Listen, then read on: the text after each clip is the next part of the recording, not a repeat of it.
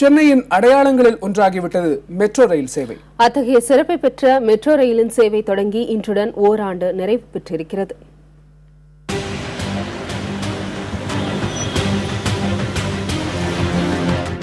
சென்னையில் அதிகரித்து வரும் போக்குவரத்து நெரிசலை கருத்தில் கொண்டு மெட்ரோ ரயில் திட்டம் தொடங்கப்பட்டது.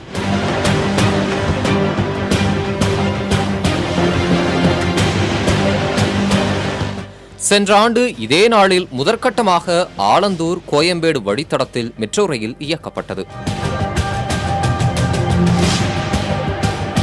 நாளொன்றுக்கு 8000 பயணிகள் வரை இந்த மெட்ரோ ரயிலில் தற்போது பயணிக்கின்றனர்.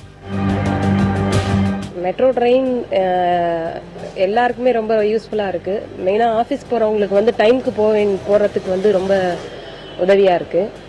மற்றபடி நாங்கள் பஸ்ஸில் போகிறது அப்படின்னா கூட நாங்கள் ஒரு டைம் கேல்குலேட் பண்ண முடியாது. இந்த டைமுக்கு நாங்கள் கரெக்டாக ரீச் ஆகணும் அப்படின்ற ஒரு இது எங்களால் முடியாது. பட் மெட்ரோனா எங்களால் 9 மணிக்கு ரீச் ஆகணுமா, கரெக்டாக 20 மினிட்ஸ் பிஃபோர் கிளம்புனா போதும், கரெக்டாக ரீச் ஆகிடலாம். அந்த ஒரு இது இருக்குது. மெட்ரோ ரயில் நிலையங்களில் குடிநீர் வசதி, ஏடிஎம், உணவகம் என பல்வேறு வசதிகள் ஏற்படுத்தப்பட்டுள்ளன. ரயிலில் சிசிடிவி கேமரா பொருத்தப்பட்டிருப்பது பெண்களுக்கும் குழந்தைகளுக்கும் பாதுகாப்பான பயணத்தை உறுதி செய்வதாக பயணிகள் கூறுகின்றனர். இந்த மெட்ரோ ஸ்டேஷன் நல்லா சேஃப்டியாக தான் இருக்குது. இந்த செக்யூரிட்டிஸ்லாம் நல்லா இருக்காங்க. சிசிடிவிலாம் அங்கங்கே இருக்குது.